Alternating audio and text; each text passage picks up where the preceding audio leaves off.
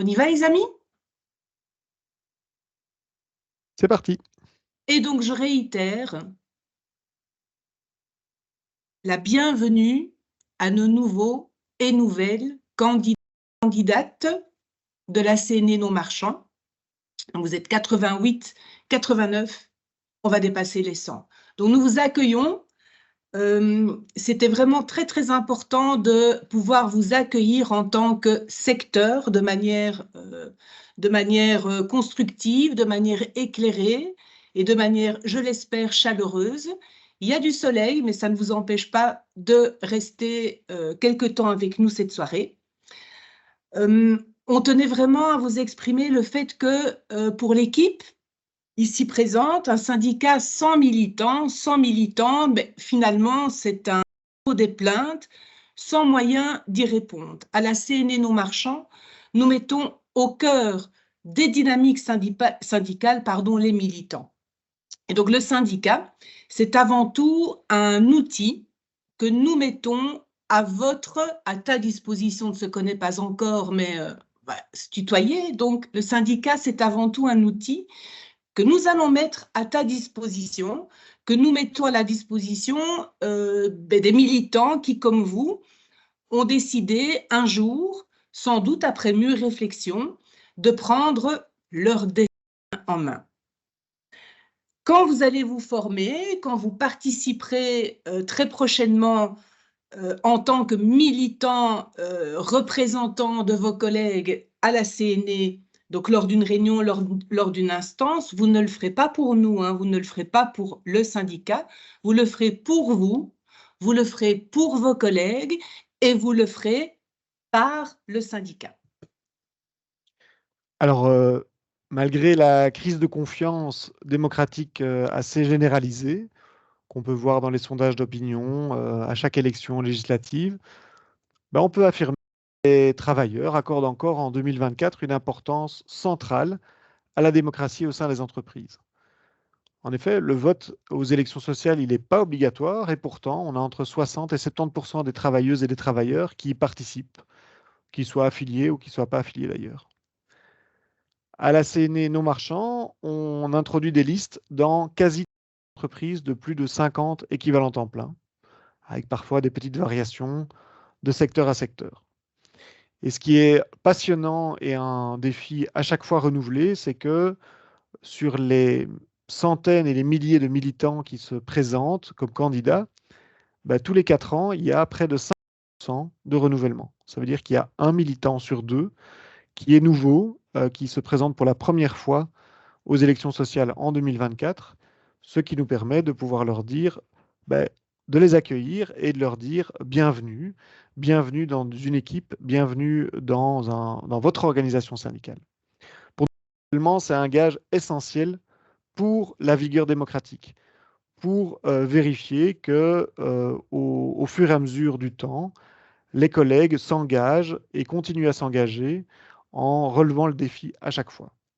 Ça permet aussi de passer le flambeau, d'anticiper le départ de délégués qui soit sont en partance, soit seront les prochains à partir et qui renouvellent déjà leurs équipes pour permettre d'avoir une vision renouvelée. Alors, ça nous impose évidemment la responsabilité, une responsabilité importante, puisque tous ces nouveaux candidats, il faut leur apporter un soutien. C'est bien ce qu'on a envie de présenter aujourd'hui, c'est de vous montrer que vous êtes l'organisation syndicale, mais que l'organisation syndicale comme outil, il est là à votre service, pour vous, et surtout pour que votre engagement syndical reste du plaisir. Vous n'êtes pas seul. Et je dirais même, en même temps que Stéphanie et Vinciane, en avant Pour de pour de belles belles aventures. aventures. Alors, l'équipe du Non Marchand, vous la voyez ici, c'est une équipe, on a déjà insisté sur cette notion. Ce sont 3 nationaux, Sébastien, Stéphanie et moi-même, Vinciane. C'est aussi la CAP qui est ici présente avec nous, Marie-Agnès, Esther, et c'est Sophie que vous voyez aussi sur la photo, qui s'occupe du travail administratif. C'est 20 permanents dans les régions qui couvrent l'ensemble des secteurs à travers la Belgique. Pour la présentation de ce soir, les modalités sont les suivantes pour que nous soyons clairs. Vous aurez l'occasion de poser des questions, on aura l'occasion d'y répondre, mais il y aura des moments dévolus à cela. En attendant, vous pourrez poser vos questions dans le chat, questions-réponses. Certains l'ont déjà repéré parce qu'on a vu qu'il y avait des interventions. Il y a les permanents régionaux qui pourront répondre directement via la fenêtre questions-réponses. N'hésitez pas du coup à préciser votre région et votre secteur pour que le permanent ad hoc puisse répondre le plus directement possible. Et alors les questions les plus fréquemment posées et qui nécessiteraient un approfondissement feront l'objet de réponses orales dans les moments prévus pour cela.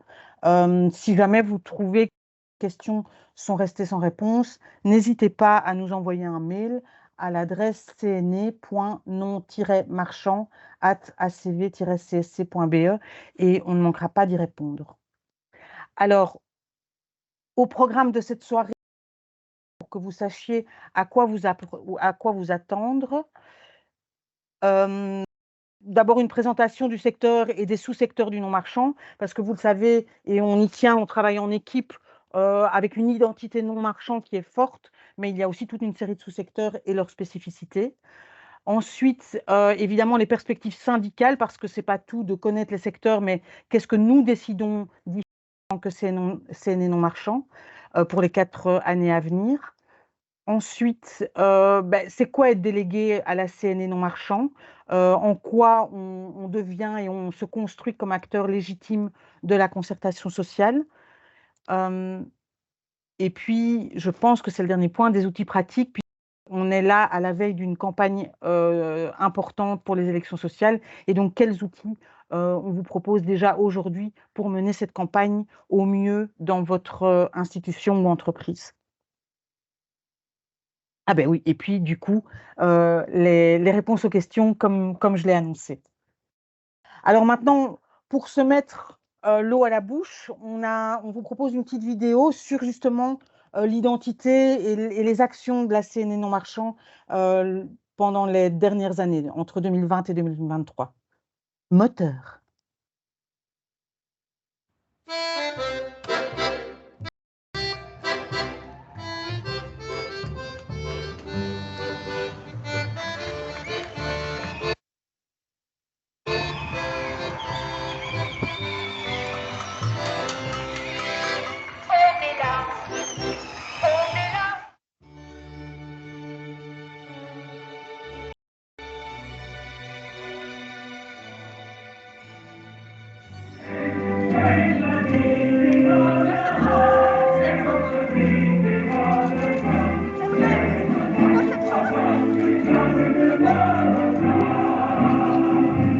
Manifestation aussi aujourd'hui dans le Brabant wallon de travailleurs du secteur non marchand. Ils se sentent eux aussi oubliés. Pourtant, la pandémie a montré leur utilité. Ils réclament une augmentation salariale ainsi que de meilleures conditions de travail. On est là, travailleurs du non marchand, on est tous là. Travailleurs du non marchand à nouveau dans la rue ce matin à Mons. Bonnier.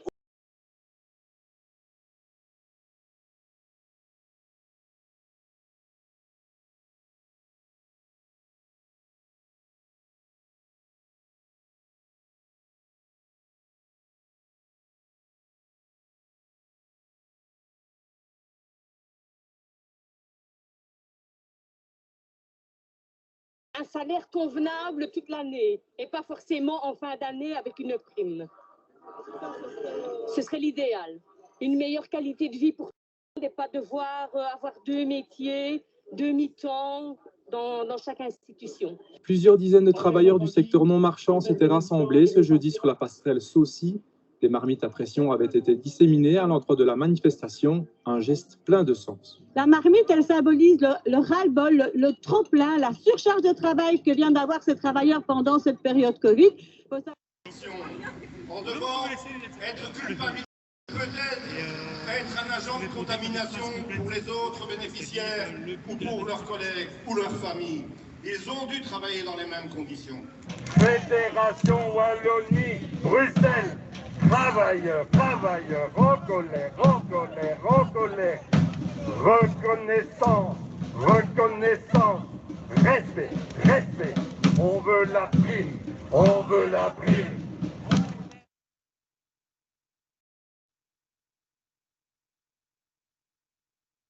Qui veut les 100 millions? Qui veut les 100 millions?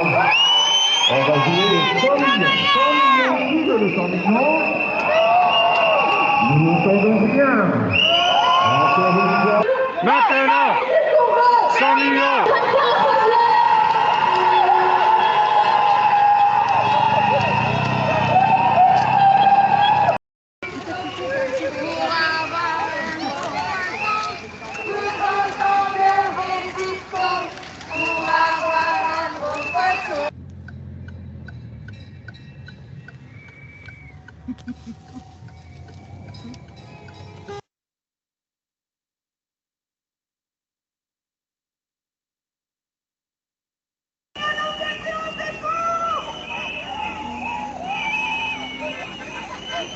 Ça signifie qu'aujourd'hui, il n'y a plus assez de soignants pour assurer le service minimum.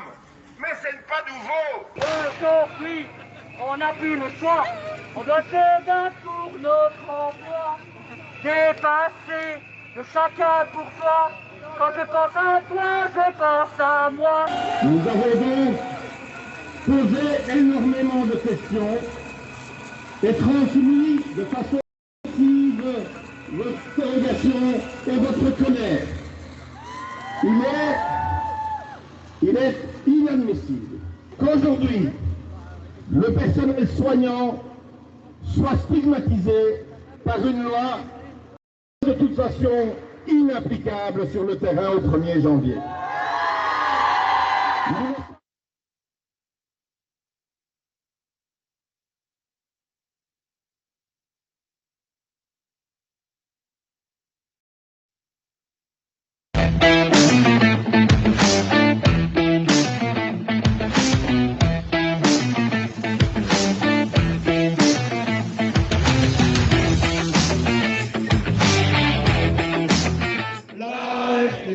C'est la santé, la RTT c'est pour durer, moins de flexibilité pour les collèges âgés.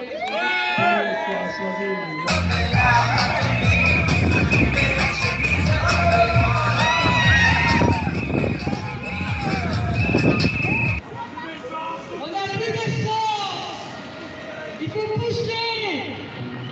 Vous êtes essentiel.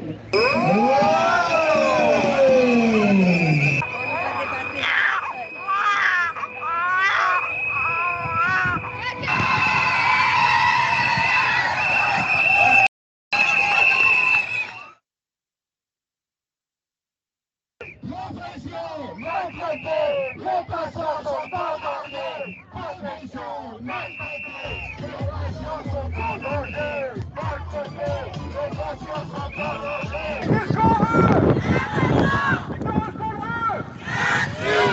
Du coup, pour moi, c'était réglé depuis belle lurette, je vous le cache pas. Je n'avais même pas entendu qu'il restait des blocages opérationnels sur cet aspect d'abonnement gratuit. Si tu savais ta politique. Monsieur le ministre, si nous sommes là aujourd'hui, c'est parce que nous pensons que c'est une erreur majeure d'attendre le prochain gouvernement pour agir en matière de pénurie de personnel.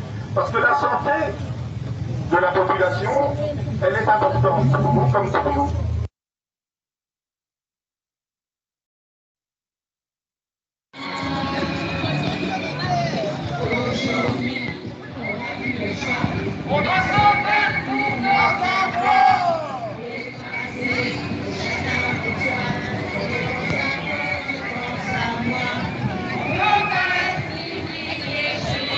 Donc nous allons demander aux représentants du PS de stopper le tic-tac de l'horloge du non-marchand qui illustre et qui symbolise son engagement pour les secteurs du non-marchand et son personnel. À la une, à la deux et simplement. Dans le cadre du conclave budgétaire, des moyens supplémentaires vont être dégagés pour le secteur. Le ministre ministres de l'Emploi et de la Santé nous ont reçus à plusieurs reprises pour discuter de mesures d'urgence pour faire face à la pénurie de personnel. La Fédération Wallonie-Bruxelles a annoncé la création de 5000 places en crèche d'ici 2025. Encore faut-il qu'il y ait assez de puéricultrices et de puériculteurs pour prendre en charge les enfants. Nous voulons que la colère des puéricultrices et le fait que nous estimons que la situation est explosive, eh bien ça arrive jusqu'à leurs oreilles et qu'ils ne nous oublient pas. Un, deux, trois, c'est la cata. Un, deux, trois, c'est la cata. C'est la cata.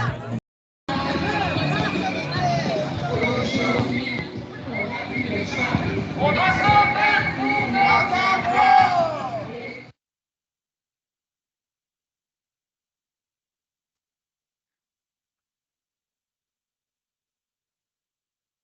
Ça donne envie d'applaudir, hein, mais on ne peut pas vous entendre, c'est ça qui est dommage. Oui.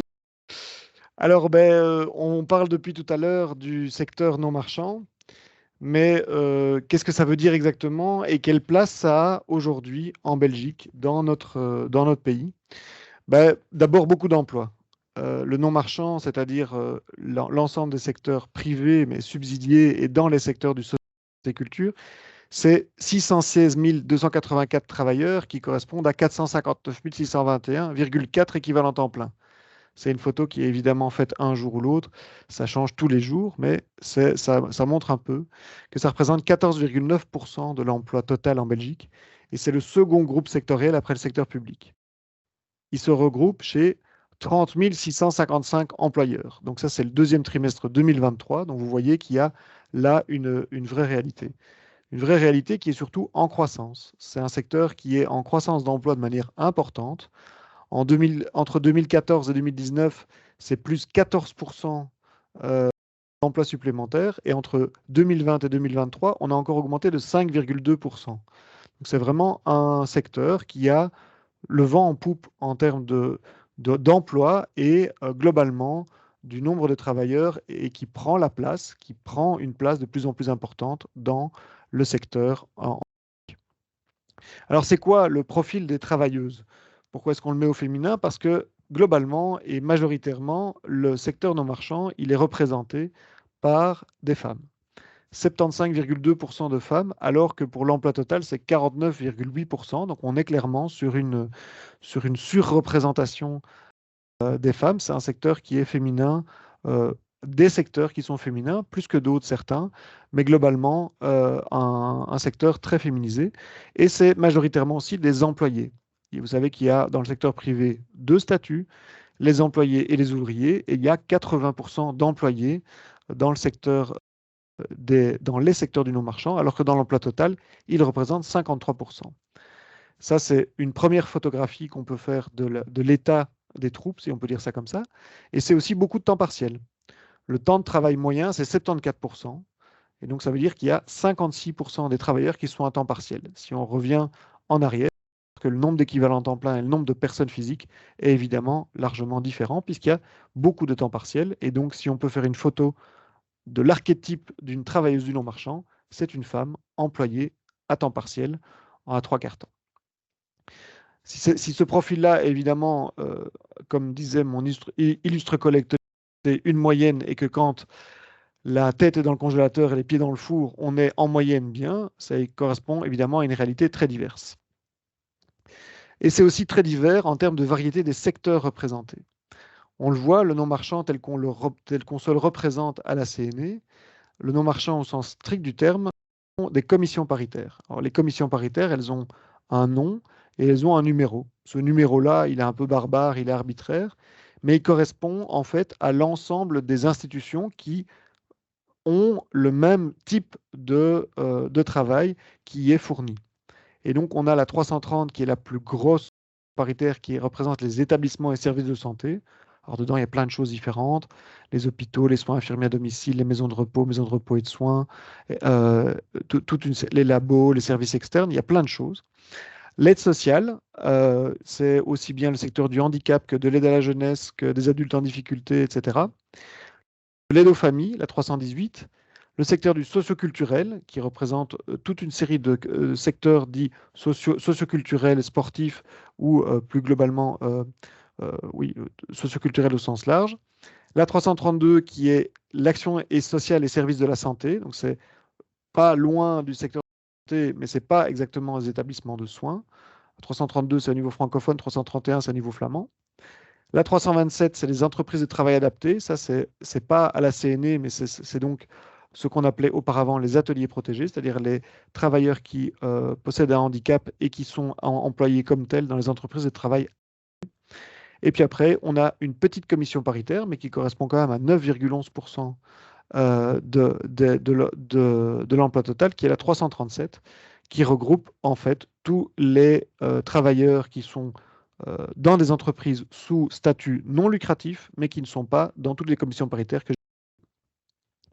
Alors cette variété des secteurs, elle se vit à la CNE comme un secteur non marchand qui regroupe beaucoup d'affiliés qui sont aussi en croissance. On parlait tantôt de l'emploi qui était en croissance.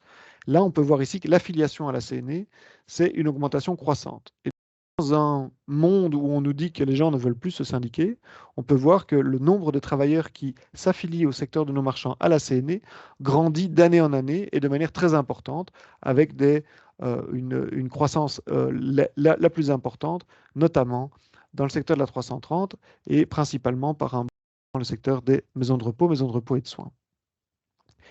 Alors, cette diversité, elle se voit aussi dans la taille des entreprises. Là, on voit quelques commissions paritaires, que ce soit dans les secteurs dits régionalisés francophones, région wallonne et communauté française à gauche, et les secteurs des hôpitaux et des maisons.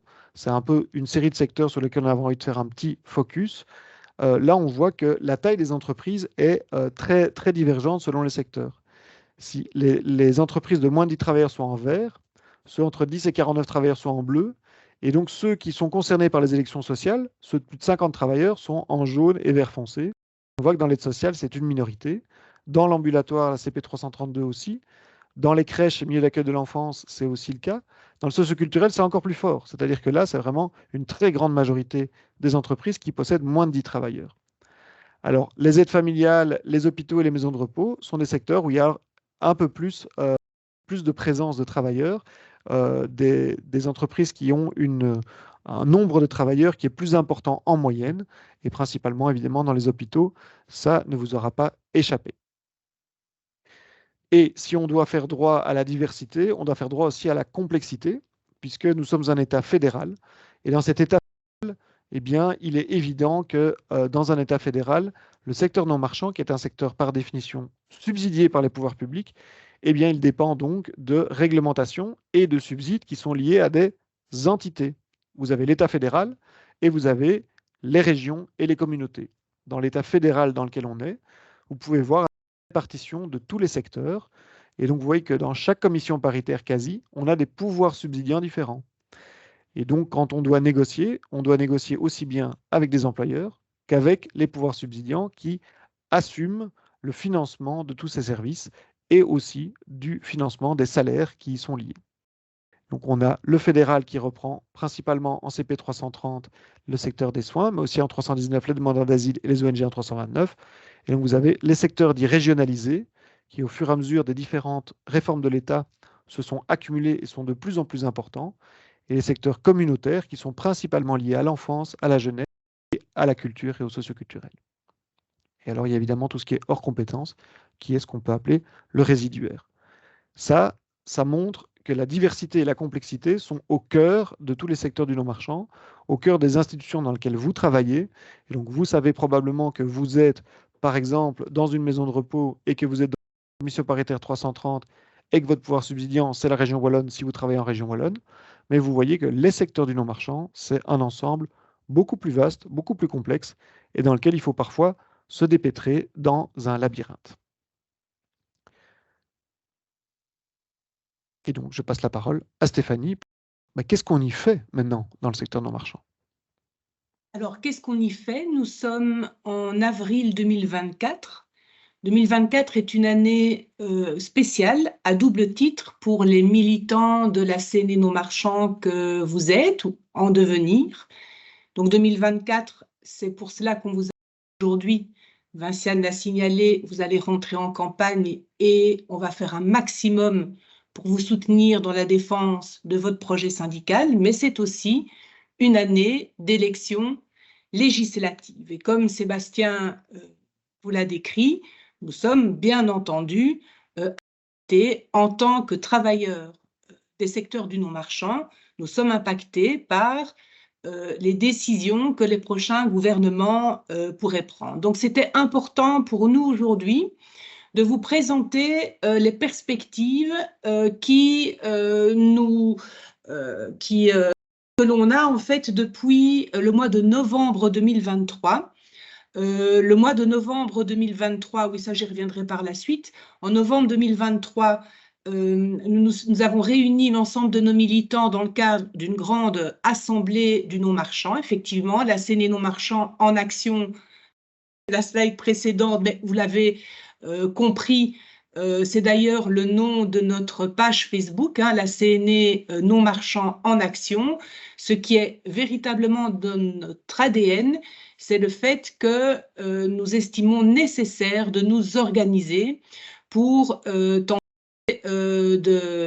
d'atteindre nos objectifs syndicaux, pour tenter de concrétiser nos revendications. Ensemble, on va plus haut en s'organisant. Je me permets aussi de vous expliquer qu'en novembre 2023, il y a eu un autre événement très important au sein de notre centrale. La CNE a organisé un congrès où l'action collective et l'organisation des travailleurs par les délégués, par les équipes syndicales étaient vraiment au cœur des préoccupations. Et de là, nous avons collectivement déterminé des lignes de... Tout ça pour vous dire, qu'avons-nous fait depuis ce mois de novembre un peu particulier?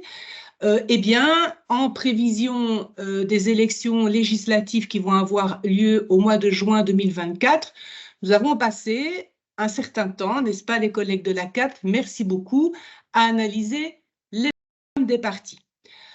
Et ces programmes, nous les avons analysés en miroir de notre mémorandum. Lors de l'Assemblée de novembre 2023, nous avons présenté à l'ensemble, pour validation à l'ensemble des militants présents, notre feuille de route. Donc, l'ensemble de nos revendications qui ont été travaillées dans les instances. Les instances, vous ne savez pas encore ce que c'est, on va vous expliquer un peu plus tard dans le webinaire l'importance que nous accordons à notre démocratie interne. Eh bien, les militants de l'ensemble des secteurs qui participent, qui sont acteurs des instances et particulièrement des instances régionales, ont validé, ont priorisé des revendications. Nous avons présenté au mois de novembre nos revendications transversales pour le non-marchand d'un point de vue intersectoriel. Nous avons analysé les programmes des différents partis à la lumière de ces revendications et de notre mémorandum. Alors, au mois de janvier, au mois de février, nous avons aussi débattu, et les débats ne sont pas encore tout à fait finis. Vous le savez très certainement, nous analysons actuellement la mise en œuvre des accords non marchands 2021, 2024, 2022, 2025, ça dépend à quel niveau de pouvoir ces accords non marchands sont liés. Donc, c'est une mécanique de négociation, de mobilisation et de traduction en convention de travail qui prend un certain temps, et les plus anciens le savent, quand il n'y en a plus, il y en a encore. On n'a pas encore tout à fait finalisé ce qu'on a signé il y a quelques années, et bien que déjà, nous réfléchissons à ce que nous voulons revendiquer comme priorité dans le cadre des accords non marchands. Les accords non marchands, on y reviendra bien entendu lorsqu'on se recroisera ces prochains mois. Ce sont des outils qui permettent d'améliorer vos conditions de travail et vos conditions salariales. Et donc, nous voulons être prêts dès que les prochains gouvernements sont constitués pour déposer des cahiers de revendication qui, bien entendu, vont être défendus en front commun. Donc, février 2024, mars 2024, avril 2024, on va discuter avec les collègues des autres organisations syndicales. Il y a également des événements qui ont eu lieu qui vont bientôt arriver. Je pense au colloque que nous organisons avec les interlocuteurs sociaux du secteur de l'aide à domicile qui aura lieu ce vendredi. Il y a encore un petit peu de place. Il y a des militantes de l'aide à domicile dans la salle qui sont disponibles et qui peuvent se dire qu'elles n'hésitent pas à faire signe.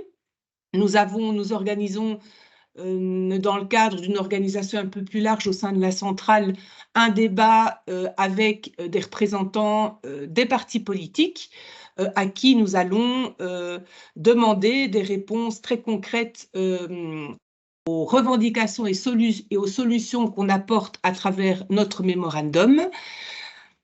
Et donc, ce débat a lieu le 25, mais là, par contre, il n'y a plus de place, c'est full, donc désolé les amis, mais on vous informera bien entendu des réponses que les représentants des partis vont faire à cette occasion-là, à la présentation de notre mémorandum. Et puis, évidemment, mai 2024, vous allez avoir le nez dans le guidon, on y reviendra, focus élection sociale, campagne, on croit en vous, vous allez cartonner et donc on va tout mettre en œuvre pour que vous soyez élus et que les collègues vous fassent confiance pour porter à bout de bras leur réalité et leur quotidien.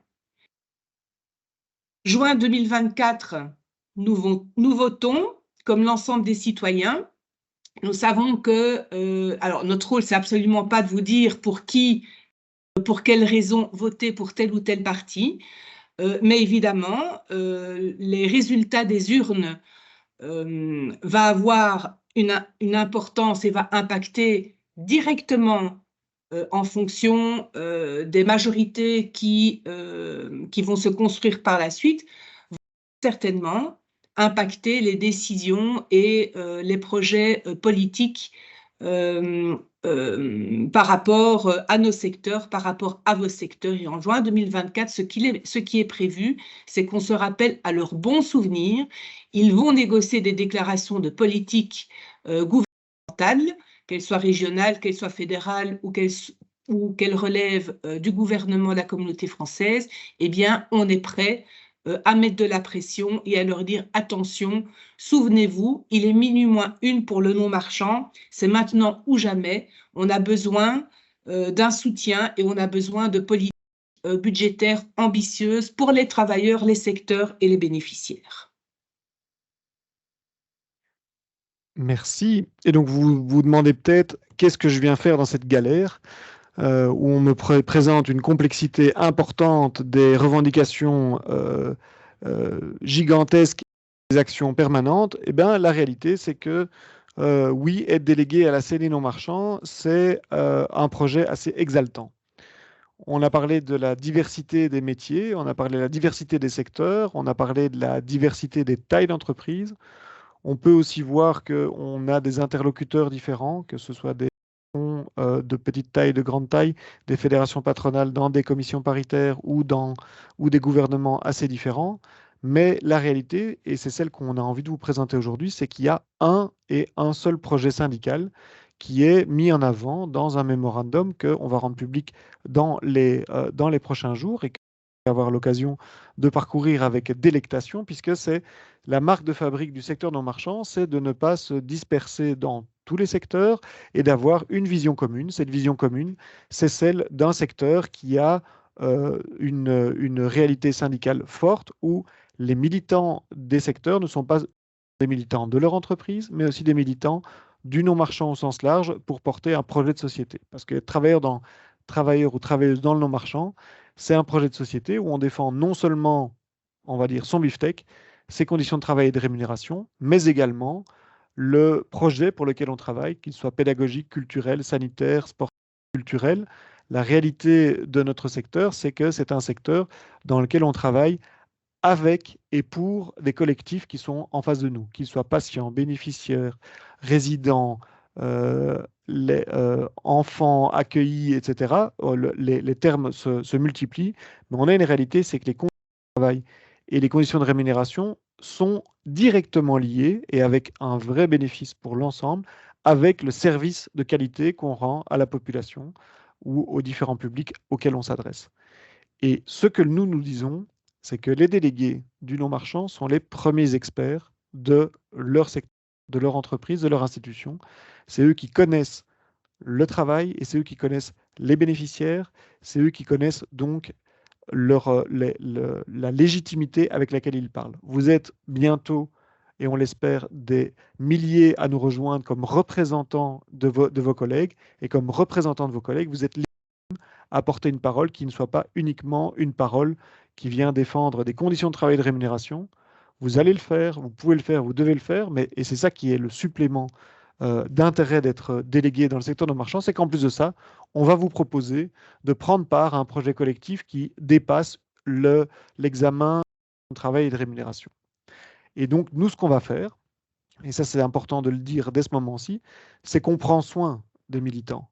Comme vous prenez soin des bénéficiaires auxquels vous vous adressez, la CNE comme organisation tente et organise les choses pour prendre soin des militants, pour éviter tout épuisement syndical et déterminer les limites dans lesquelles on s'insère. C'est définir un cadre, et on en reparlera tout à l'heure, de savoir à quoi vous vous engagez, à quoi l'organisation s'engage, et on va essayer de faire vivre ce cadre de manière démocratique et en ayant le plus de dialogue possible. C'est ça qui est vraiment important. Le premier dialogue, il se déroulera au sein de votre entreprise. Et avant de passer la parole à Vinciane, on va vous présenter un petit film qui présente ce à quoi vous vous engagez comme candidat.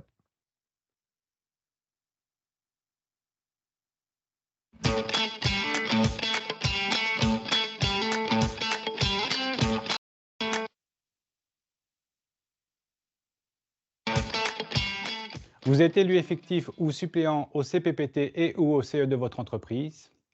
Félicitations pour ce succès personnel et pour celui de votre équipe syndicale.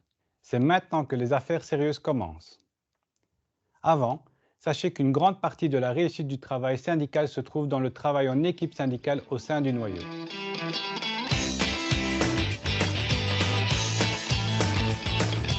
La mission du CPPT consiste à assurer le bien-être au travail et à veiller à ce que chacun puisse travailler en toute sécurité dans un environnement de travail sain. En tant que délégué, vous êtes aussi le porte-parole de vos collègues. Vous recueillez leurs éventuelles plaintes, vous examinez leurs questions et leurs propositions avec la direction. Un conseil d'entreprise dispose d'un droit d'information sur la situation économique et financière de l'entreprise ou de l'institution, de surveillance et d'avis. Il jouit en outre d'un pouvoir de décision limité sur les aspects sociaux liés à l'entreprise. Ainsi, le conseil d'entreprise arrête notamment le règlement de travail, les jours de congés collectifs et les horaires. Le conseil d'entreprise européen est créé sur base volontaire. Il est compétent sur les questions transnationales. Le processus n'est pas vraiment à la hauteur des enjeux. Les employeurs ont souvent des réponses standardisées et les aspirations syndicales autour de la table sont très différentes du fait des interlocuteurs des différents syndicats autour de la table. Le conseil d'entreprise permet de parler d'une seule voix, mais c'est très compliqué. Les actions du CE européen sont malheureusement souvent illusoires. En fait, il faut être plus combatif et transformer cette instance en un lieu de revendication.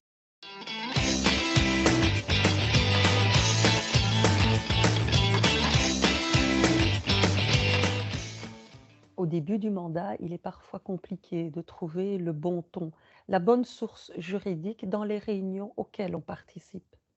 Pas d'affolement, la CSC et la CNE organisent de bonnes formations. Il existe des sessions de formation d'approfondissement sur les compétences des CE, CPPT et DS. La CNE organise aussi une formation de longue durée à l'école syndicale.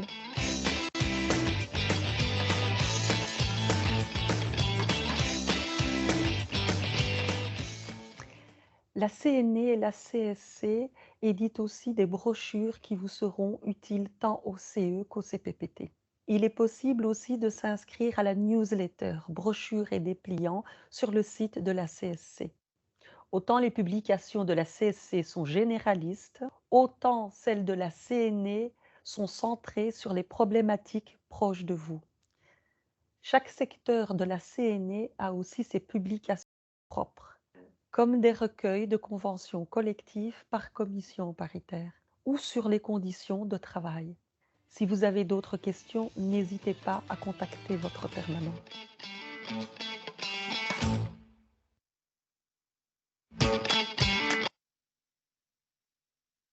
Voilà, alors on vous a déjà dit beaucoup de choses, c'est vraiment beaucoup d'informations, mais ici on voulait faire un lien qui est important.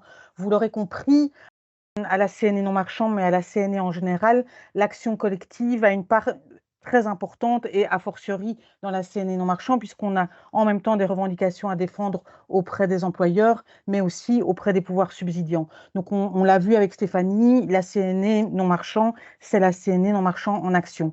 Mais pour construire un rapport de force, pour construire ces actions et qu'elles soient les plus massives possibles, vous allez jouer un rôle essentiel parce qu'en fait, les militants et les délégués CNE non marchands marchent toujours sur deux pieds. Ils organisent leurs collègues pour des actions collectives, mais pour être forts et pour que ce soit possible, ils construisent aussi un lien de confiance entre représentants dans des organes de concertation qui sont formalisés, qui sont le conseil d'entreprise, le CPPT, le Comité pour la prévention et la protection au travail, et la délégation syndicale, pour lequel vous allez recevoir toute une série d'outils, mais qui sont fondamentaux aussi, outre le fait qu'il faut défendre des collègues et construire des mandats avec eux, ça vous permet aussi de construire une relation de confiance avec eux qui permet ensuite de les mobiliser pour des enjeux qui dépassent l'entreprise. Donc, la description des compétences des différents organes de concertation a été évoquée dans la vidéo.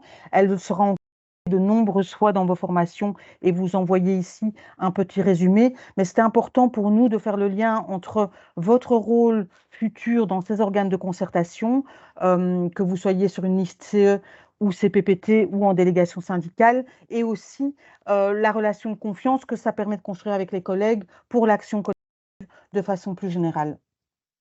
Donc, voilà, on peut passer à la suivante. Au-delà de l'entreprise, être délégué, c'est aussi être représentant de ses collègues dans d'autres lieux de concertation. Alors, il y a les commissions paritaires dans lesquelles les permanents nationaux sont présents pour négocier avec les employeurs, mais appuyés par la parole des militants. Il y a également les fonds sociaux où les moyens des secteurs sont mutualisés en vue de créer de l'emploi dans le cas du Maribel ou de proposer des formations spécifiques au secteur. Il y a les conseils d'avis qui sont plutôt liés aux organes des administrations, pardon, que ce soit la VIC ou IRISCAIR à Bruxelles, et où on peut aussi porter la parole des travailleurs. Et puis, il y a la négociation avec le politique. Cette DIACI, c'est une spécificité très marquée du non-marchand, puisque au-delà même de l'entreprise et des mobilisations plus générales vis-à-vis de l'employeur, vous avez aussi des lieux de concertation plus techniques avec les administrations, avec le politique et avec les employeurs dans les fonds sociaux ou des mutualisés par secteur. Donc ça, c'est vraiment une spécificité du non-marchand et ça montre à quel point être délégué à la CNE non-marchand, c'est porter la parole des collègues et être le meilleur expert de son secteur à beaucoup de niveaux différents, et c'est quelque chose auquel on tient beaucoup à la CNE non-marchand.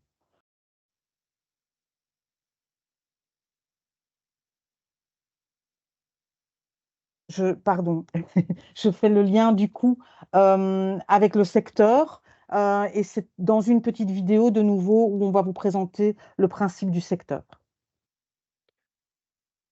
Et on en profite pour rappeler que si vous voulez poser des questions, n'hésitez Ah oui, pas pardon, à le faire avant. via le questions-réponses et éventuellement à lever la main et on vous cédera le micro. Je pense qu'on ne sait pas mettre les vidéos, mais par contre, on peut vous céder le micro à un certain moment. On va s'arrêter ici pour les questions? Est-ce qu'il y a des questions? Départager 2 petites secondes.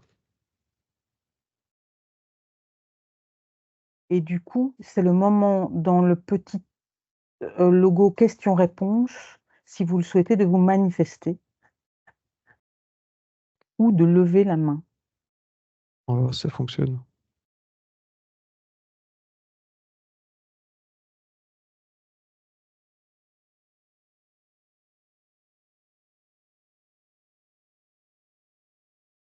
Stéphanie Parmentier a levé la main. Tu as une question, Stéphanie?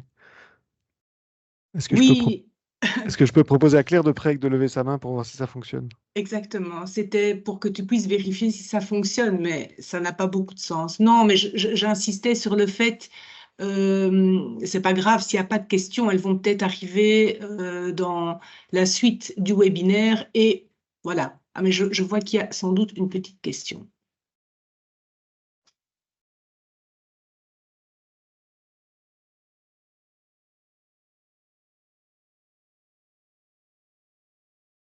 On a vu?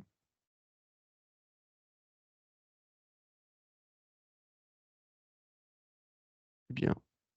Alors, il y a une question qui a été posée et qui porte sur les dates de formation.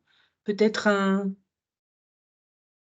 petit mot qui évoque les formations? Oui, mais je veux bien commencer. Donc, il faut savoir deux choses. C'est que comme affilié à la CSC, vous êtes affilié à une centrale professionnelle, la CNE, qui organise les secteurs dans lesquels vous travaillez. Donc, vous travaillez tous et toutes normalement dans le secteur non marchand. Mais vous êtes aussi affilié à une fédération CSC, celle qui vous propose, par exemple, un petit bulletin de virement tous les trimestres ou tous les mois. Cette fédération CSC, elle a plein de fonctions, et notamment, une des grandes fonctions, c'est de former les nouveaux délégués, ce qu'on appelle les nouveaux élus. Les nouveaux élus, une fois que vous serez élus, vous aurez l'occasion de participer à des formations qui sont organisées par les fédérations régionales de votre domicile. Donc, si vous habitez à Charleroi, c'est la fédération de Charleroi. Si vous habitez à Liège, c'est la fédération de Liège. Et si vous habitez à Namur, c'est la fédération de Namur-Dinant, etc., etc. C'est l'idée que les fédérations puissent former l'ensemble des nouveaux élus. Et cette formation, elle dure tout le temps de la durée de votre premier mandat, c'est-à-dire les 4 ans qui vont commencer en 2024 jusqu'à 2028. Il y a un programme tous les ans de quelques jours par an qui permettront d'approcher les différentes formations, enfin les différentes facettes de votre fonction de militante ou de militant. Et donc, ces dates de formation sont liées globalement à votre domicile et à votre statut de délégué effectif ou suppléant. Et donc, vous serez normalement, dès le jour de votre élection, une des grandes tâches administratives de nos collègues de la CSC, c'est d'inscrire tous ces nouveaux élus à des formations pour lesquelles vous serez libéré pour pouvoir y participer. Voilà.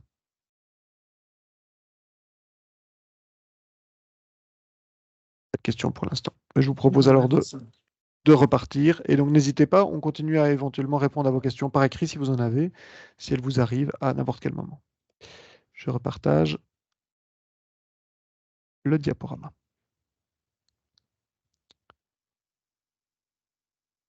Et c'est reparti pour un petit film qui présente les enjeux plus sectoriels.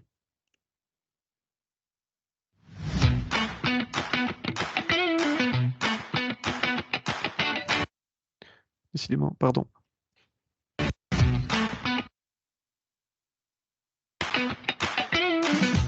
Le secteur est en général l'ensemble de toutes les entreprises qui exercent la même activité. Chaque secteur est chapeauté par une commission paritaire qui est une sorte de gouvernement du secteur qui peut édicter des conventions collectives de travail. C'est elle qui décide, pour toutes les entreprises attachées à ce secteur, des règles minimales en matière de rémunération, de temps de travail, de prépension, etc. Pour participer activement aux actualités sectorielles, il existe 2 sortes de comités, le régional et le national, ainsi qu'un bureau national.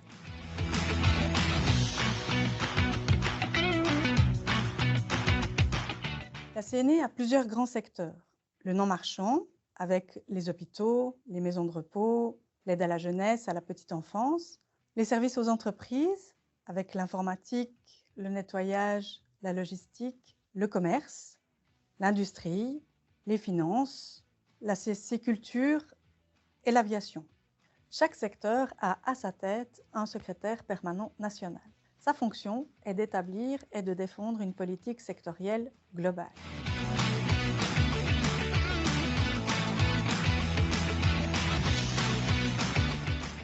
Les comités régionaux sectoriels sont des rendez-vous immanquables, basés sur l'échange et l'information. Ce sont des comités où se réunissent des délégués d'un même secteur et où sont abordées toutes les informations sectorielles qui concernent leurs entreprises.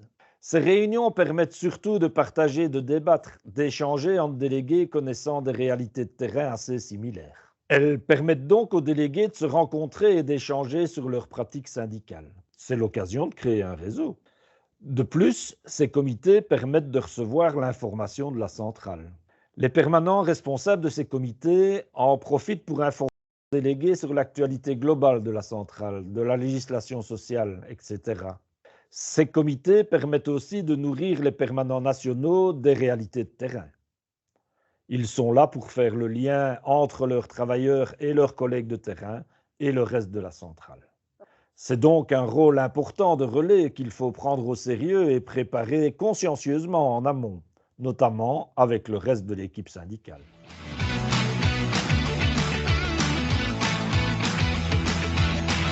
Chaque comité est organisé différemment, que ce soit en matière de périodicité, de contenu, d'organisation, de présence, etc. Une grande majorité des secteurs ont également un comité national sectoriel. Ce comité se trouve au-dessus du comité régional. C'est d'ailleurs un endroit où certaines prises de position, certaines expériences, certains témoignages jugés utiles et provenant du comité régional sont présentés.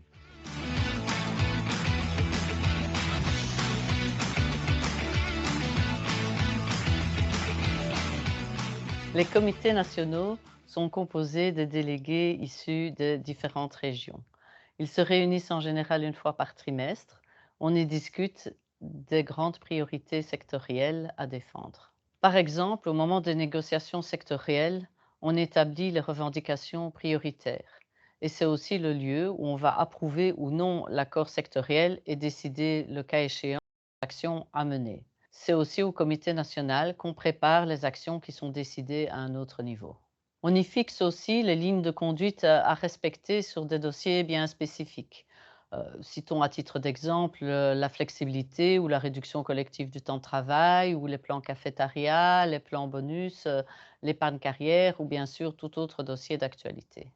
C'est le lieu où les délégués peuvent relayer les positions de leur région, partager l'actualité de leur entreprise, poser des questions de compréhension, interpeller ou proposer des débats.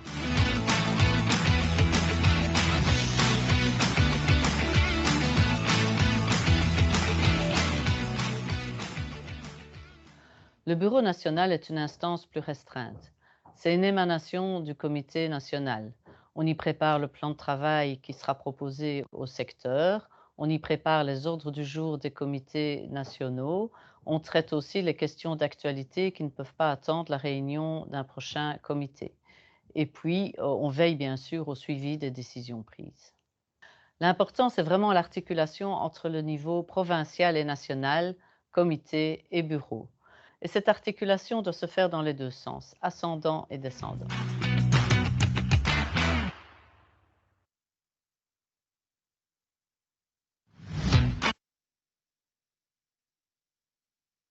Mais voilà, donc vous l'aurez compris, on va parler quelques minutes de démocratie. Je pense qu'il y a quand même pas mal d'éléments qui ont déjà été partagés, exprimés, dits à travers la vidéo, mais quand même, insister sur certains éléments. Donc, vous avez très bien compris que vous serez, après les élections sociales, vous serez des acteurs de la concertation lorsque vous siégerez face à votre direction, face à votre employeur, au conseil d'entreprise et au CPPT, mais à travers ce mandat, à travers cette légitimité de mandat, vous participerez également, et on l'espère, activement à la détermination des lignes politiques de la CNE, et plus particulièrement, s'il s'agit du secteur, des lignes politiques de votre secteur, aux positions qu'on défend dans les différents lieux de concertation que Vinciane vous a décrits. Toutes ces positions collectives, elles sont débattues et adoptées donc au sein de nos instances syndicales qui sont articulées entre elles. Ce sont les lieux où s'exprime la démocratie. C'est un élément significatif qui nous distingue on l'affirme et on l'assume, qui nous distingue des autres organisations syndicales concurrentes, même si effectivement la question du Front commun est essentielle avec nous. La parole des militants qui sont des experts de leur travail, qui sont des experts des services rendus aux bénéficiaires, qui sont des experts de leurs conditions de travail, eh bien, leur parole et les positionnements que l'on détermine avec eux est au centre de nos préoccupations. Et donc, votre équipe syndicale va peut-être vous mandater pour les représenter au sein des comités régionaux sectoriels qui, eux-mêmes, vous l'avez compris, il s'agit de mandats de représentation en cascade, qui eux-mêmes mandatent leurs représentants au sein des instances nationales. Il y a une règle d'or à la CNE qui est coulée dans le béton de nos statuts. Il y a une parité homme-femme dans toutes les instances, au minimum. Et il y a une parité permanent-militant dans toutes les instances. Il n'y a pas une seule instance où il y a plus de permanents que de militants. Donc la question du mandat et du respect du mandat, elle est au cœur de notre travail syndical et vous l'aurez également compris, donc ce que l'on appelle CR régionaux qui ont été évoqués à travers les vidéos, eh bien, c'est là que se réunissent les délégués au niveau le plus local possible, donc au niveau d'une région, travaillant dans des services qui relèvent d'un même secteur. Ce sont des lieux essentiels, vous avez le droit de participer. Les conventions collectives qui statuent sur le fonctionnement des délégués syndicaux prévoient des modalités de libération du temps syndical pour que vous puissiez effectivement nourrir les positions adoptées par le secteur. Alain, un ancien collègue, également à travers la vidéo, en disant que ce sont des lieux de formation, ce sont des lieux où on échange des pratiques. Tiens, chez toi, comment se passe le travail de nuit? Tiens, chez toi, comment t'y prends-tu pour convaincre ton employeur ou pour imposer à ton employeur le fait que tu as le droit d'organiser une assemblée syndicale? Le comité régional permet vraiment d'être dans la proximité et d'échanger sur ce genre de dossiers et de pratiques syndicales avec les collègues de l'institution d'à côté. Donc, Seb l'a déjà évoqué, hein, être mandataire d'entreprise ou au CPPT, ben, ce n'est pas seulement assurer les missions de votre mandat au sein de votre institution, au sein de votre service. Nous, en tous les cas, on est plein d'ambition pour vous. On souhaite que vous deveniez un maillon central, indispensable, avec effectivement de multiples facettes complémentaires. Hein. On va se former, on va s'informer, on va accueillir des collègues et si possible les affilier, on va communiquer vers eux, on va les consulter, on va agir, on va militer, ça va être top. Ce qui est important aussi de répéter aujourd'hui, à l'occasion de ce webinaire d'accueil, c'est que nous sommes pétris, notre moteur, ce sont les valeurs de la CNE du non-marchand, c'est le projet social que l'on défend, mais évidemment, ce n'est pas un dogme. Vous l'avez compris, même si aujourd'hui, vous ne pouvez pas vous exprimer directement, c'est un peu contradictoire, mais c'est vrai, c'est une vraie réalité. Il y a une place pour le débat et pour faire évoluer les positions. Si on veut être capable de peser dans l'évolution de la société, et c'est quand même au cœur du projet syndical que défend la CNE non-marchand, et par là aussi peser sur les conditions de travail des collègues, notre objectif, c'est de modifier le quotidien, de modifier la réalité, très proche autour de nous au sein de notre entreprise, mais dans la société, eh bien, il faut qu'on tire toutes et tous dans le même sens.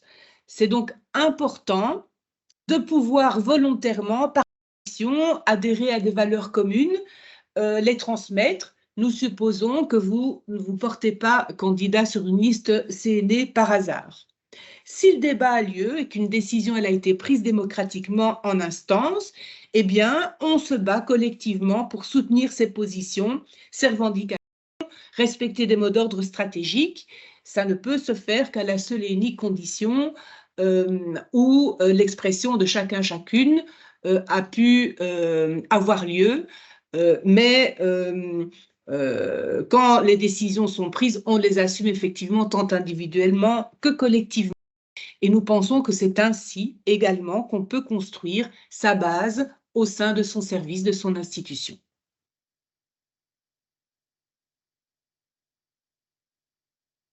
Alors, vous l'aurez compris. Oui, pardon. Vous l'aurez compris, il s'agit beaucoup de collectifs et c'est aussi une manière de protéger et de ne pas se considérer comme un sauveur. On traite les choses ensemble et on construit un projet ensemble. Et donc, la CNE Non Marchand, donc c'est un collectif, on l'a déjà beaucoup souligné, c'est plus de 42% des affiliés de la CNE dans son ensemble. Vous avez vu dans la petite vidéo, Anne, qui est une de nos collègues également, a présenté les différents secteurs, commerce, CPAE, finance, industrie et non marchand. Dans l'ensemble de ces secteurs, un peu plus de 42% des affiliés sont à la CNE non marchand. Donc, grosse partie de la CNE, mais ça vous permet aussi de rencontrer des militants qui travaillent dans d'autres secteurs, ce qui est pour nous important. On n'est pas une organisation corporatiste, on est un syndicat qui rassemble les travailleurs de tous les secteurs et aussi de tous les sous-secteurs du non-marchand. C'est un élément important. C'est plus de 4000 délégués. CNE non marchand, dont on l'a déjà mentionné aussi, mais plus de 2/3 sont des femmes, à l'image du secteur, hein, c'est logique. Dans 900 entreprises différentes avec des représentants syndicaux et de toute taille, on l'a souligné également. Il y a des grosses institutions dans le non-marchand, il y a aussi des toutes petites boîtes. Dans tous les types d'institutions, on a des représentants syndicaux. C'est aussi, je l'ai dit en introduction, mais c'est bien de le rappeler, une équipe de permanents. Donc, on l'a un peu expliqué, il y a les sous-secteurs, vous avez la petite enfance, l'aide sociale, le socioculturel, les hôpitaux, les maisons de repos, et j'en oublie sans doute. Les permanents dans les différentes régions de Belgique se partagent ce secteur. Donc, vous avez, pour vous soutenir et pour vous appuyer, des permanents qui sont spécialisés sur des sous-secteurs en particulier. Et donc, c'est une équipe de 20 permanents qui se considère aussi comme une équipe et qui suit l'ensemble des secteurs non marchands. Ce sont 3 permanents nationaux, je l'ai dit en introduction très rapidement, donc Stéphanie, Sébastien et moi-même, nous sommes mandatés notamment en commission paritaire pour négocier avec vos employeurs au niveau du sous-secteur, donc dans le socio-culturel ou la culture, dans la petite enfance, dans les aides familiales ou les aides à domicile, les maisons de repos, les hôpitaux, etc. Parfois, ce sont des permanents nationaux qui négocient avec l'appui des militants et des permanents régionaux dans les commissions paritaires. Et puis, vous avez la CAP, qui est le joli mot pour la cellule d'appui pédagogique. Ce sont les 3 personnes qui se sont manifestées en début de présentation, Marie-Agnès, Esther et Pierre, qui nous soulagent, nous appuient, nous alimentent sur tous les sujets qui concernent le non-marchand et qui nous permettent d'avoir un bagage théorique aussi conséquent qu'on peut transmettre dans les formations, dans les comités, dans les bureaux, dont Stéphanie vous a parlé également. Donc, toute cette équipe au service des militants et qui voulait vous souhaiter la bienvenue aujourd'hui. Le but, évidemment, c'est de vous souhaiter la bienvenue dans bien des occasions à venir, mais on voulait quand même marquer le coup en début de campagne pour vous donner un maximum d'informations et un maximum de personnes. Voilà, je repasse la parole à Fanny pour la suite. Oui, peut-être juste revenir sur la précédente slide, Seb, parce que sans doute que certains des participants à ce webinaire ont été convaincus de se présenter aux élections sociales grâce à la force de conviction de Stéphanie, de Céline, de Rosario, de Christelle. Et donc, nous avons aussi des collègues qu'on appelle des collègues ARS, mais qui mettent toute leur énergie aussi pour soutenir les délégués, les travailleurs avec les permanents. Ça vient de me revenir, c'était important de le signaler. Alors, la slide suivante, eh bien, elle évoque des qui ont été exprimés également à travers les vidéos. Donc, votre lien avec le syndicat va vous permettre aussi d'utiliser et d'apprendre à utiliser des outils pour changer le monde. C'est quand même merveilleux, hein, la boîte à outils pour changer le monde. À travers les formations, on en a parlé.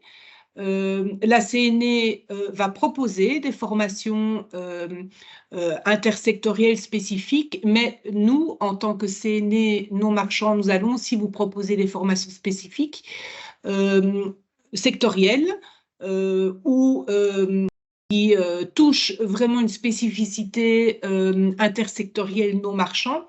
On l'a évoqué, vous l'avez compris, nous sommes partie prenante des cadres réglementaires et pas seulement du droit social et de la législation sociale, mais donc nous sommes partie prenante et nous sommes impliqués aussi par les politiques sectorielles et par les décrets, les arrêtés qui cadrent le fonctionnement des secteurs. C'est spécifique aux non-marchands et nous soutenons la connaissance et la bonne utilisation de ces aspects réglementaires par nos délégués.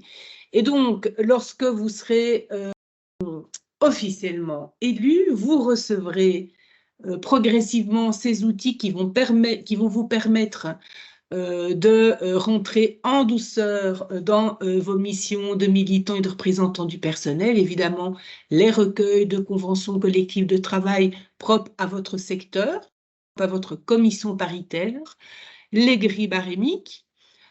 Alors, dans le non-marchand, il y a une foule d'abréviations. Vous en avez déjà eu un petit florilège à travers ce webinaire. Donc, on va vous proposer un glossaire pour vous y retrouver, mais c'est à force de les pratiquer qu'on les retient. Tout un tas d'outils qui va vous permettre d'aller au contact vers vos collègues, les modes d'emploi, des guides de législation sociale et bien entendu des outils de campagne propres aux élections sociales. À toi la parole, Vinciane. Oui, parce que donc, avant de maîtriser les sujets et d'être formé et soutenu quand vous serez élu, il s'agit maintenant de convaincre vos collègues d'abord de participer à ce moment fondamental de démocratie sociale que sont les élections sociales. Donc, il faut savoir les élections sociales, on en a parlé, ne sont pas obligatoires, mais que le taux de participation est vraiment important. Mais c'est un enjeu en soi de convaincre les collègues d'aller voter et évidemment de voter pour les listes et les candidats CNE. Donc, il y a toute une série d'outils que vous pourrez demander à votre équipe syndicale ou à vos permanents syndicaux pour pouvoir les diffuser dans votre institution. Alors, d'abord, la question le mousqueton, vous l'avez sans doute déjà vu passer, c'est le logo de la CNE non marchand qui a un symbole fort et qu'on utilise, qui représente l'identité du CNE non marchand. Il s'agit évidemment de connaître vos collègues, donc d'aller vers vos collègues. Alors, en fonction des secteurs, sont construits des outils appropriés pour vous aider à aller vers vos collègues, vous faire connaître, vous manifester en tant que candidat, et aussi de se réunir pour voir quels sont les points forts de chacun et voir les complémentarités pour avoir une équipe la plus efficace possible. Donc, ça, c'est la première étape. Ensuite, évidemment, planifier sa campagne en équipe autant que possible quand il y a équipe ou avec le permanent en soutien, et donc connaître son équipe pour voir qui fait quoi et planifier chaque étape, qui va rendre visite à quel collègue, à quelle partie de l'institution, pour dire quoi, Donc, essayer vraiment de voir comment on fait avancer la conviction qu'aller voter aux élections sociales est fondamental, d'aller soutenir la liste CNE dans tous les services des institutions. Et donc, ça, c'est vraiment l'enjeu. La dia suivante. Donc, je vous parlais du mousqueton qui représente l'identité du non-marchand. Ça a été vraiment construit avec les instances du non-marchand dont on vous a parlé. Les concepts qu'on avait envie de mettre en avant, c'est ceux qui sont soulignés ici et qui, pour nous, sont représentés dans ce mousqueton. C'est la notion d'équipe. On l'a beaucoup évoqué aujourd'hui, mais c'est vraiment fondamental aussi pour que vous vous sentiez soutenu dans ce travail particulier qu'est celui de délégué, de représentant de ses collègues. La ténacité, le mouvement. Donc, on monte, on grandit, on avance ensemble, et la solidarité, parce que le mousqueton, c'est bien l'idée d'être liés ensemble et de se soutenir les uns les autres pour pouvoir avancer et monter, parce qu'ensemble, on va plus haut. ensuite, dans le cadre des élections sociales, mais aussi pour les institutions qui n'en ont pas, est prévu et on a entamé une campagne transversale sur l'ensemble des secteurs sur les violences au travail, parce qu'on a constaté, et nous sont remontés grâce à toute l'expérience des délégués sur le terrain, que dans tous les secteurs, on a une augmentation exponentielle des violences au travail. Donc, on a voulu récolter d'abord des témoignages pour pouvoir objectiver un peu ce qui réunit ces difficultés de violence au travail, ce qui nous réunit face à ces violences, pour ensuite prendre des outils et donner des leviers, des outils pour pouvoir agir dans les institutions pour protéger les travailleurs de ces violences au travail. Donc, c'est vraiment une campagne qui va traverser la campagne élection sociale aussi comme outil pour aller vers les collègues et pour leur dire, ben voilà, on sait qu'il y a des difficultés, on a réuni des témoignages et on souhaite t'informer de ce qui existe pour y réagir et de comment nous allons prendre ça en main en tant que CNE non marchand pour protéger les travailleurs. Et j'en ai parlé, évidemment, dans les outils, il y a les bilans sectoriels et les projets sectoriels. Dans chaque secteur, entre les dernières élections sociales et aujourd'hui, il y a eu une série de conquis syndicaux qu'on appelle parfois des acquis, mais qu'on tient à appeler des conquis parce qu'en général, ils n'ont pas été obtenus par la présence du Saint-Esprit ou la bonne volonté des employeurs qui voulaient faciliter vos conditions de travail, mais parce que des gens se sont mobilisés, ont revendiqué des choses et ont permis du coup d'arriver à ces conquis. Donc on travaille dans tous les secteurs pour proposer aussi comme outil adapté pour aller vers les collègues ce que la CNE non marchand et ce que les mobilisations des travailleurs ont permis et pourquoi donc c'est important de soutenir l'action syndicale, d'aller voter et d'aller voter a fortiori évidemment pour les candidats de la CNE non marchand. Vous aurez aussi, vous le voyez ici, des visuels qui sont adaptés à tous les secteurs puisqu'on en a beaucoup parlé, la CNE non marchand c'est une identité forte mais ce sont aussi toute une série de secteurs spécifiques et donc on a des visuels qui sont adaptés à ces sous-secteurs pour pouvoir coller au maximum à la réalité de vos collègues et qu'ils se reconnaissent dans les outils que vous leur proposez. Voilà, donc ces outils-là vous seront proposés. J'ai vu qu'il y avait déjà toute une série de questions sur quand est-ce qu'on va recevoir les outils et c'est vraiment très chouette. Quand est-ce que la commence? L'idée, c'est que vous puissiez les recevoir au plus vite et aller vers vos collègues pour les encourager à voter et à soutenir l'action syndicale. On passe la Et vous parole l'aurez à compris, Sébastien. oui, vous l'aurez compris, le travail syndical, c'est l'histoire de l'équipe. C'est un travail collectif. On ne peut pas combattre l'injustice seul. Et donc, je crois qu'on l'a répété, mais être militant à la CNE, ça ne peut pas être l'œuvre d'une seule femme ou d'un seul homme. C'est un collectif de travail. Et donc, même si vous étiez militant syndical de votre institution, de votre entreprise, vous êtes un militant syndical qui fait partie d'une équipe. L'équipe des travailleurs que vous représentez, mais aussi l'équipe de la CNE qui vous soutient. Alors que lorsque vous vous êtes décidé à vous engager, à vous porter candidat, votre permanente ou votre permanent vous a fait signer un petit document qui a l'air d'être un peu formel, mais il porte en lui, ce document, une série d'engagements qu'on doit pouvoir ici mettre en lumière et qui sont en fait les engagements réciproques qu'on se fait comme organisation syndicale avec une série de personnes qui travaillent et qui à l'intérieur de l'organisation, mais aussi des équipes syndicales au sens large dans lesquelles vous vous intégrez. Alors évidemment, ce n'est pas un contrat de mariage ou une convention, mais c'est une tentative de dire ce que nous sommes en droit d'attendre l'un de l'autre. Toi militante, moi permanent, toi équipe syndicale de telle institution, toi permanent régional qui est en charge du suivi de cette institution. C'est bien l'idée de dire à ces conditions, notre travail collectif contribuera, comme les conquis dont Vinciane vient de parler. Si on peut conquérir une clarté à l'intérieur de l'institution sur les règles qui sont fixées, si on peut les faire évoluer dans le bon sens, si on peut améliorer les conditions de travail et de rémunération, c'est-à-dire avoir du progrès social, ça se fait au sein de l'entreprise, au sein du secteur et la société tout entière. Et donc, pour pouvoir appartenir à ce collectif solidaire, eh bien, ce qu'on vous demande, c'est de ne pas être purement et simplement passif. On vous demande d'être affilié à CNE, on vous demande d'avoir une approche professionnelle irréprochable, de vous rendre disponible, de consulter les affiliés, c'est rappeler ce travail d'équipe qui est de dire qu'ils soient affiliés ou que vous êtes leur représentant, leur porte-parole et que pour ça, il faut les organiser, les affilier si possible et les informer, voire recueillir leur avis pour avoir un mandat. Ça, c'est clairement cette communication bilatérale qui est importante et surtout pour avoir un rapport de force dans l'entreprise.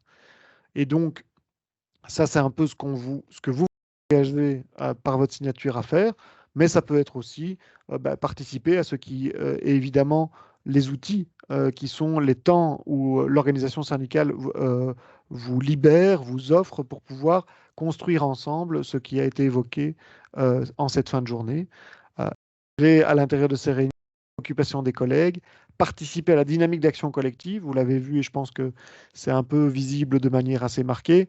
Être militant dans le marchand, c'est rarement être assis derrière un bureau pour vous, globalement dans votre travail, mais c'est aussi dans le travail syndical, un travail d'action et d'organisation collective qui vont plus loin qu'un simple mail reçu. Et pour ça, il faut s'approprier le projet social de la CNE. C'est quoi le projet social? C'est ce qui a traversé l'ensemble de notre discussion. C'est les valeurs qui sous-tendent le projet syndical, le projet social, solidarité, justice, égalité, démocratie, ce qui, et ça c'est assez clair, et permet, et ça a été très très rarement le cas, heureusement, que des délégués qui proféraient des propos ou des actes discriminatoires pourraient être considérés comme étant ne voulant plus et ne voulant plus faire partie de l'organisation. Ça a l'air d'être un peu formel tout ça, mais ça forme un ensemble. Et si c'est bien un engagement mutuel, moi, je joue le rôle du bad cop. Et donc, je propose à Stéphanie de jouer le rôle du good cop pour pouvoir vous dire que vous n'êtes pas seul et que la CNE s'engage aussi auprès de ses délégués. Mais oui, c'est parce qu'à t'entendre et à lire ce fameux engagement mutuel que l'ensemble de nos candidats ont signé, ça peut paraître beaucoup. C'est une multitude de tâches qui paraissent pour certains d'entre vous et pour certaines d'entre elles inatteignables. Vous êtes nouveau, je suis nouvelle. Franchement, comment vais-je faire pour en même temps tenir des assemblées affiliées, d'autant plus quand le niveau de la cotisation a augmenté. On y reviendra sans doute de manière orale. Je vois qu'il y a une interpellation en tous les cas par rapport à cela. Mobiliser, répondre à manifester, participer aux réunions, communiquer, alors que je dois quand même m'occuper des bénéficiaires, des enfants, des usagers. Très très compliqué quand même hein, de s'investir dans l'ensemble de cette palette de droits syndicaux, parce que ce sont des droits. Nous, on est là aussi pour vous convaincre et pour vous donner les moyens d'asseoir votre légitimité, d'engager du travail dans l'ensemble de ces dimensions. Nous sommes persuadés qu'il faut activer cette palette de droits syndicaux parce que sans ça, nous ne parviendrons pas à concrétiser le changement. Et bien entendu, c'est là que je deviens un petit peu maternante. Non, pas du tout, ce n'est pas l'objectif. Mais pour ce faire, on est là, vous n'êtes pas seul. Et on s'engage, nous aussi, d'une certaine manière. Nous sommes militants, mais nous sommes des professionnels de l'organisation. Et notre job, notre métier, c'est de soutenir les militants comme vous, qui prenez des risques. Finalement, l'engagement, c'est prendre un certain nombre de risques, et je ne parle pas spécifiquement du risque de perdre son emploi ou de s'engueuler avec son employeur, mais c'est de prendre le risque, effectivement, de voir son quotidien, une partie de son quotidien changer. Et ce qui fait notre richesse, c'est votre diversité, c'est notre diversité, c'est la diversité de nos militants, la diversité de vos profils, on a tendance à affirmer, je pense que celles et ceux qui vous ont convaincus de venir nous rejoindre à la CNE Non Marchand l'ont exprimé de cette manière ou d'une autre manière. Chacun s'engage avec ses compétences, avec ses qualités, avec ses défauts, avec ses limites également. C'est très important pour nous. Donc, notre volonté, évidemment, c'est que chacun, chacune d'entre vous, vous trouviez votre place dans une équipe. Parfois, cette équipe est déjà constituée, a une histoire, parfois relativement longue. Nous allons travailler sur une préoccupation très importante qui est de laisser la place à chacun, de transmettre aussi une expérience, que les plus anciens de l'équipe syndicale transmettent un savoir-faire syndical, un héritage syndical, mais bien entendu, on a besoin de souffle nouveau, on a besoin de votre avis, on a besoin de votre expérience aussi. Non pas de délégué, vous n'êtes pas encore, mais votre expérience de travailleur, de travailleuse, de citoyen. Et donc, notre volonté, c'est que chacun, chacune d'entre vous trouve sa place, son rythme, tout en contribuant à cette belle dynamique syndicale collective.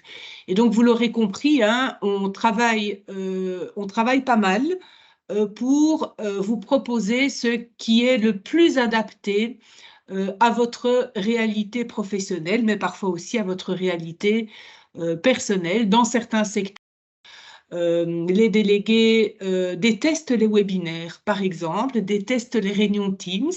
Eh bien, nous tentons effectivement de favoriser la participation de chacun, de chacune à des réunions en présentiel, dans d'autres, ou dans certains contextes, effectivement, on utilise très régulièrement cet outil qui permet d'échanger et de faire la démocratie.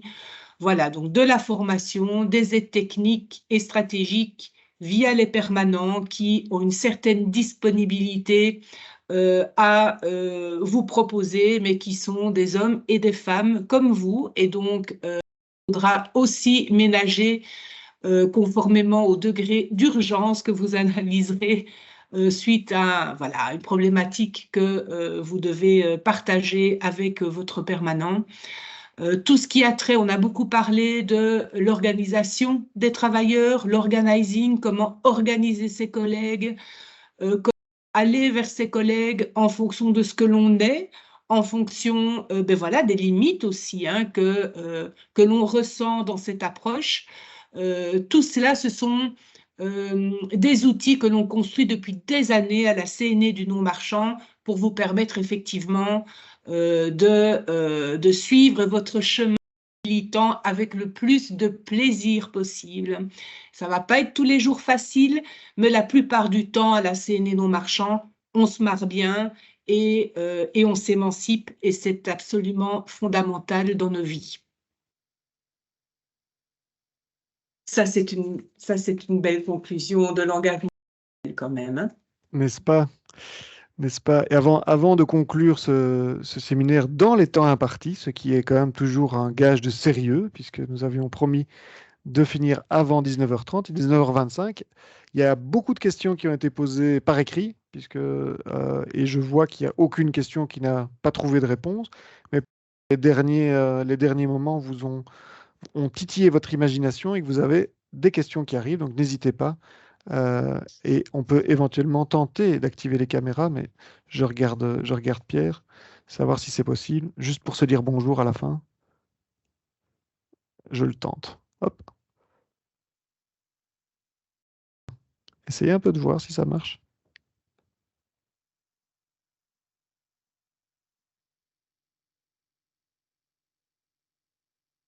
Non, c'est un événement qui se regarde, c'est pas un événement qui se réunit. Donc voilà. Bon. On apprend aussi techniquement à chaque nouvelle organisation de ces webinaires, mais donc c'est bien sous cette forme-ci, c'est la forme qui permettait de pouvoir, hélas, ne recueillir vos questions que par écrit, mais si vous en avez encore, n'hésitez pas.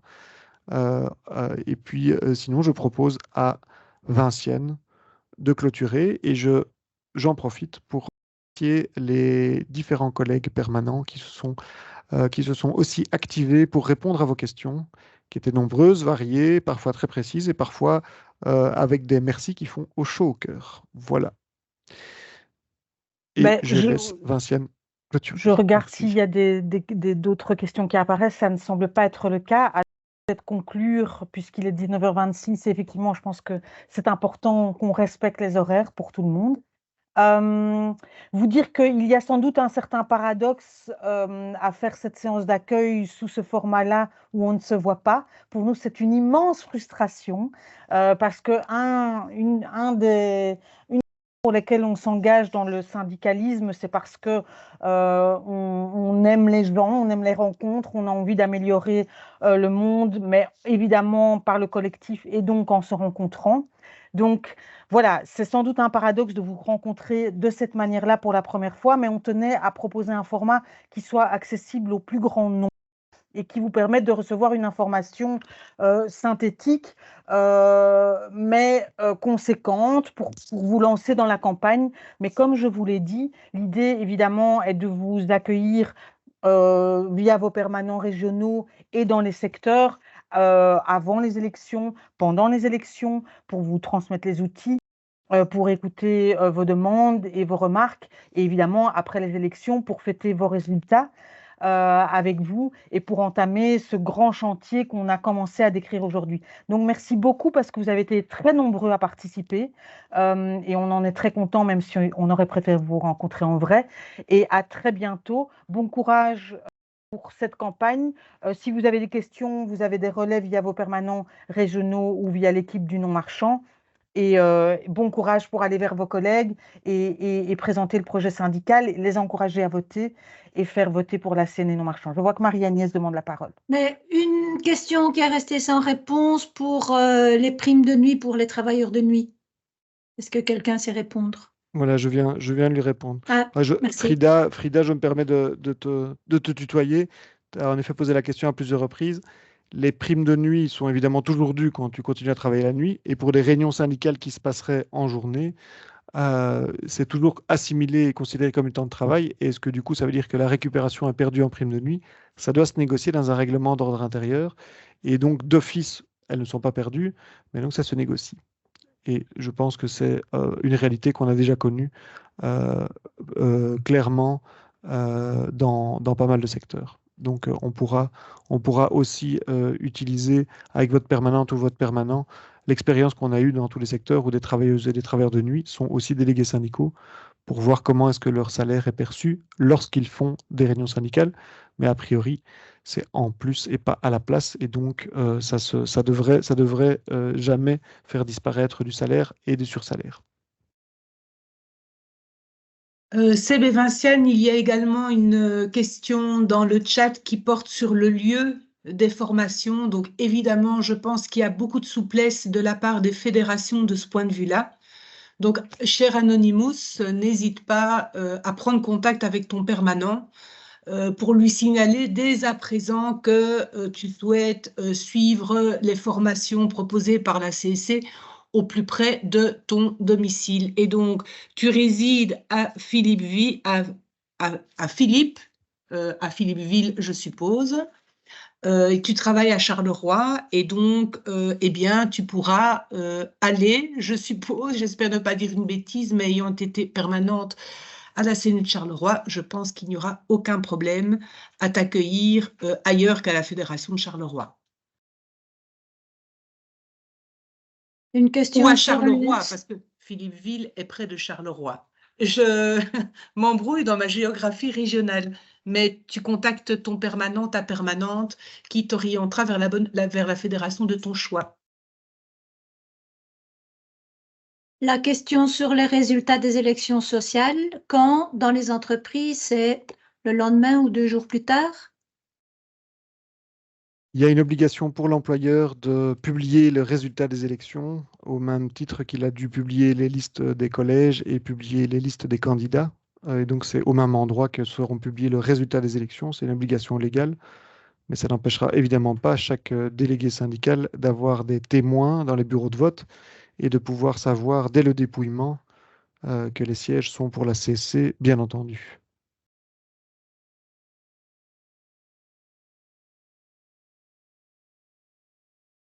Je propose qu'on clôture là-dessus. Un tout grand merci, bonne campagne à tout le monde et n'hésitez pas. Et on Bonne se retrouve soirée. bien vite. À très vite. Allez, au les cœurs, Au salut. revoir. Au revoir. Et en Au avant. revoir. Oui, c'est ça. 3, Et 2, deux, 1. trois. En En avant. En avant.